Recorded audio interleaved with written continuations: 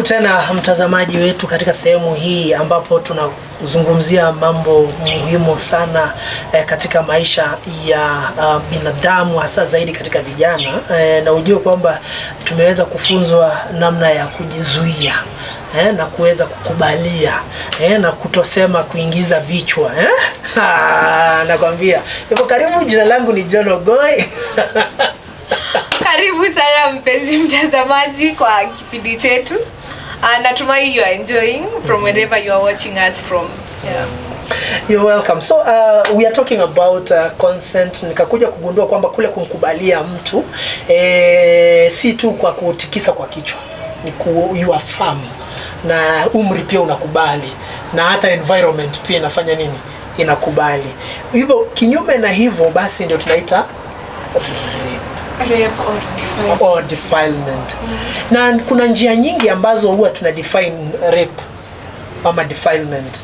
Kuna kule kugusa mtu kwa jinsi ambavyo hataki. Sijui nilikuwa kotini wakati fulani nikasikia ati amemgusa, sijui kuna ile mambo canon knowledge inaingia pale. Nyinyi wasomi ndio mnajua, sijui canon knowledge amemgusa kinyume na namna na hisia zake, hakuwa anataka kuguswa hivyo. Hiyo bado huhesabiwa kama kosa. Tunapoingia kwenye rape hii ni gani? Labda sisi na utafiti wetu naweza sema kuwa rape ni ile like forcefully enter, like ume have sex, penetration, yes, yeah, into somebody mwenye ako above age, like 18 years and above. You have raped her or him. Wanaume pia wanakuwa raped. Okay. Yeah, tukizungumza pia tukumbuke wanaume pia na wao wako pale katika wanaume pia kumbukwe. Hivyo basi tunapokuwa tunagusia eneo la rape, ni eneo pana, na ni hapa baadaye hizi zote hazijafuatwa. Masharti haya tumegusia yote haya hayajafuatwa. Hivyo rape inaingia pale. Rape ikija ni nini ambacho ni hatari gani umfika mtu anapokuwa raped ama kwanza wacha tuzungumzie mtu. Mtu yote anaweza kuwa raped. Iwe mama, iwe mzee, iwe mbaba, iwe mtoto anaweza kuwa raped. Mtu yote anaweza kuwa raped. Na jambo la kwanza unapokuwa raped, jambo la kwanza yenye inafaa ufanye ni go to the nearest hospital and report.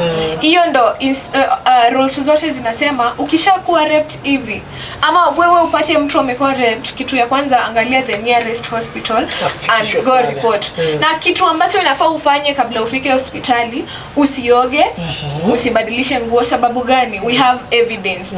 Kama tuseme chupi, umeni rape, alafu labda you are endelea kama chupi. Sasa ukini rape, hiyo itakuwa na evidence inaweza baki kwa nguo yangu. Labda nguo imeraruliwa. Nini hivyo. Sasa hiyo evidence usioge. Kitu ya pili, usioshe vitu ulikuwa umevaa, nguo ni chafu, acha nizioshe ndio niende. Usioshe hizo nguo.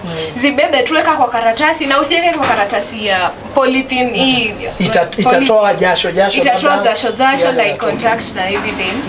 So what you'll use karatasi kama hizi carrier bags, hizi ama hizi karatasi ya askari, eka ndani your evidence and go to the hospital first. Sababu gani tunasema enda hospital? Number one, unapokuwa raped unakuwa exposed to HIV and AIDS. Sasa nikienda hospitali niseme nimekuwa raped, naweza pimwa nione kama ule mtu ameni rape, labda anaweza kuwa na HIV and AIDS. Juzo particles zake kwa evidence zinaweza kuwa na HIV and AIDS. Nipewe PrEP is taken before exposure. But now nimekuwa exposed. Sasa ku reduce hiyo chances ya kupata HIV, niweke on PrEP, post exposure prophylaxis. Hii itanisaidia nisipate HIV and AIDS. That is in case mtu alini rape akona HIV and AIDS. Kitu kingine, usipate STIs ama STDs. Labda huyo mtu ana kisonono, hiyo magonjwa yote ya STIs hivyo. Pia ukikuwa raped, nenda hospitali usaidike within hiyo 72 hours usipate hiyo ugonjwa. Kitu ya tatu, mimba kwa wanawake. Imagine unalea mtoto ambaye babake umelazimishwa, utaishi kila saa kukumbuka au ukimwona anakukumbusha wale jamaa ambao walikutendea. Kukumbuka au jamaa ambao walikutendea. So unaenda hospitali ili kuzuia mimba. Utapewa dawa ambayo itakuzuia usipate mimba within that time, within that given time. Hospitali pia utapewa counseling.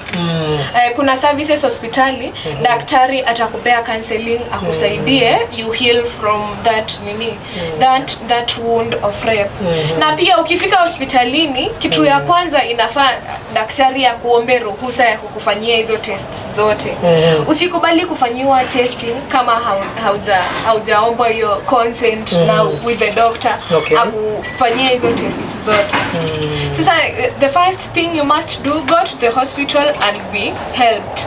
Ukikuwa hospitali utapewa P3 form usaini. P3 form itakusaidia ili mhalifu wako ashikwe na haki itendeke. Sasa P3 form utapewa hospitali, utaenda police station, utasaidiwa, utajibiwa kila kitu and all shall be well.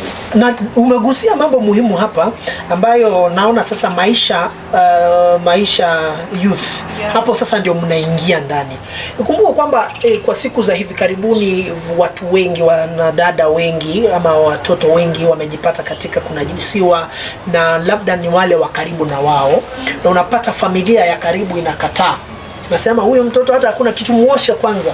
They don't go for pep pills.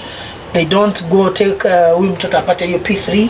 They don't want to check. Wanasema kuna ile adabu inavunjika kwa familia. Hati familia yetu ndio uncle ni rapist, ndio cousin yetu ni rapist, ndio ndugu yangu ni rapist.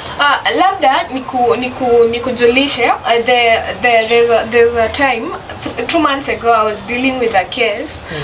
We had a girl who had been sexually assaulted by a family member. The uncle had raped her. Alafu sasa sababu huyu ni uncle and is the brother to the dad. Baba akasema nyinyi ogeni tu, hakuna kitu utaset ndugu yangu aende ashikwe. Akae family sasa inaingia inavunja haki za kimsingi za huyu mtoto. So alafu we end up blaming the girl mwenye amekuwa raped. Kwa sababu akaanza kugombanishwa, akaanza kuambiwa wewe unajieka aje mpaka ndugu ya baba yako anakutamani nini hivyo. You know, I want you to understand, nani hapa kuna shida, the perpetrator or the victim? The perpetrator, but now inageuka inakuwa ni victim. Our community uko hivyo manyumbani, na hii kesi iko pale niliona peke yake, iko kila mahali. Watu wanataka ule mwenye amefanya ile perpetrator aonekane mzuri sana kuliko victim. Alright. Mara mingi tunaenda kusema huyu alikuwa amevaa vibaya, anapenda kuvaa vibaya, anavaa mini skirt nini. Sasa tusilaumu mtu ati sababu umekuwa raped. Mara mingi inakuwa furaha kwa watu wengine, alafu wananyamazia. Those are retrogressive cultural practices that we must end. Exactly. Let us talk about rape na watu wafikishwe kwa haki, washikwe, watolewe. If I rape you today and mninyamazie, kesho pia nita rape mwingine ni mazoea tu. Tumekuwa na visa kama hivyo vingi sana, lakini kabla tusonge mbali ili kuweza kuhakikisha kwamba tumegusia hili jambo la rape na defilement kikamilifu, ni vizuri tuyaweke wazi. Kuna baadhi ya watu ama watoto wasichana ama kuna kina mama baada amepata kunajisiwa, they don't know what to do. Ni vizuri ulikuwa umeeleza, lakini ni vizuri uweze kurudia kwa sababu ya mtazamaji aweze kuelewa ni nini anafaa kufuata, kwa sababu wengine wanakimbia, wanaogopa ati wanaonekana anajifunga leso. Kina mama huko nje wanakimbia na leso, wanamfunika. Labda unapokuwa raped, mnajisiwa hivi, look for somebody you can trust. Maybe your mom or a friend nini hivyo. Muite, usibadilishe nguo ama nini, muite, mwambie niletee nguo nivae juu na hii tutoe tuweke kwa carrier bag, unipeleke wapi? Hospitali. Si polisi kwanza. Si polisi kwanza. Juu hata ukifika kwa polisi watahitaji report ya daktari kuonyesha kuwa ni ukweli amekuwa raped. Yeah, so kitu ya kwanza, look for somebody you can trust. Mtu mwenye hata kimbia kushout, oh huyu amerepiwa, kujeni nini hivyo. Look for somebody you can trust. Mwambie kuja na carrier bag, tuende hospitali nisaidiwe. Right. Na msioshe anything. Okay, nadhani hilo sasa limewekwa wazi. Je, kutozungumzia, since we are not talking about sex, do you think ndio sababu tuko na kesi nyingi za rape na defilement? Yeah. Because nobody has like, hakuna mtu anataka kuongelea. Sasa kila kitu inaenda kuwa forced. Ina happen tu ya lazima. Na pia ikishafanyika pia hatuongelei tuseme let's end rape nini hivyo. Hakuna mtu anaongelea. Sasa ndio maana pia inaendelea kufanyika juu rapist anajua hakuna kitu mtanifanyia. So ujumbe wa kimsingi ambao tunashiriki kuhusiana na ngono, ujumbe wa kimsingi ambao tunazungumzia kuhusiana na ngono, je, huenda ni sasa tutataka kuanza kuzungumza. Unapata watu wameketi hivi vizuri kama mimi John nazungumza na Damaris, amuuliza ngono sasa, acha tuzungumze ngono. Don't you think community judge harshly? No. Community judges so harshly. Everywhere I go, like I always tell people, me I love talking about sex. Can we talk about and sex is not all about your sex yenyewe. Can we talk about STIs and STIs? Ebu nini hiyo ugonjwa vile inakaa unaonyesha picha. You know that is also sex. Juu mtu nikikuonyesha leo juu ya STI vile inakaa picha yake. Pia wewe kutoka hapo hivyo utajua nani unaenda ku have sex na yeye. Si tunasema unafanya hata nisikule, funika hiyo kitu. Hapana, you make the conversation more involving. Na siku hizi mimi nimezoea kusema si lazima wewe kama mzazi basi uongeleshe mtoto wako kuhusu ngono, kwa sababu saa zingine haziendani. Mimi mzazi wangu akikaa chini anze kuniambia, nitaona ni kama huyu anasema nini. You will not be comfortable. But as peers, popote ulipo, akina mama mkikaa pamoja, talk about it. Uliza mama wenzako how are their sex life nini hivyo. Na pia wanaume mkikaa pamoja mnaulizana, mnaongea majamaa. Na pia vijana tukikaa pamoja, let's talk about sex. Let's talk about HIV. Let's talk about STDs and STI. Alafu pia magonjwa, kuna UTIs pia. Labda siku nyingine tutazungumzia kuhusu UTIs. Yes. Yeah, tuzungumzie, let's make it a discussion everywhere with our peers in schools. Walimu zungumzieni kuhusu hizi maneno ya ngono. Tell kids about it, about their reproductive health. Wache kuita ati hii sijui mimi ni nini nilinunuliwa na kadhalika. Hata mtoto akianza kumea matiti mnaanza kumpa koti kubwa avae. Sasa kama maisha youth, what is your way forward? Kwa sababu huu ujumbe naona si ati tunaweza umaliza kwa sasa. What is your way forward? Kwa sababu ujumbe huu hatuwezi umaliza. Injili hii haishi hapa. Na nina imani kuna baadhi ya watu hawajaupokea. Sisi kama maisha youth hatuishi leo, like kazi yetu haiishi leo, na labda kesho tuko kwako tunakupea information. We want to disseminate information to everybody. Kila mtu, hata kama uko wapi, tutakuja na tutakuelimisha kuhusu mambo na HIV and AIDS sana na mambo na ngono pia. Tutawaelimisha kila walipopote ulipo. We'll come and educate you. So our future is a community that has information. Unajua kila mtu akikuwa na information, it is easy to do things. Then sisi wote hatuko page same. Sasa hakutakuwa na ugumu katika kupitisha ujumbe. Sasa sisi kama maisha youth Kisii tuko hapo hivyo pali huko tunakuja. We are coming and we are coming to educate you. Tunataka hata kama uko na knowledge kidogo inaitwa ku capacity build, will come and will educate you on everything concerning sexual consent, sexual harassment, HIV and AIDS. We want a community free from HIV and AIDS. Wonderful. Kwa sababu swali la mwisho, naona director wetu anasema muda umekwisha. COVID-19 imechacha na tulizuiwa hata kwenda skuli, wanafunzi, everyone was at home. Na nikaona youth wengi wamekongamana kwenye vitongoji, barabara, wanazungumza. Na nikaona rate ya underage kuwa na mimba ilienda juu. Sijui kama you are featuring also this. Because hawa hawajakuwa katika ule mkataba wa kukubali kufanya ngono, lakini wako na mimba. Na tukaona serikali imetoa hiyo tathmini, wakasema wasichana wengi kutoka eneo fulani chini ya umri fulani wana mimba. Sijui kama mna sehemu ambapo mnazungumzia masuala kama haya. Kila wakati, labda niseme kila Ijumaa sisi kama Maisha Youth tuna visit schools and communities to talk about teenage pregnancy.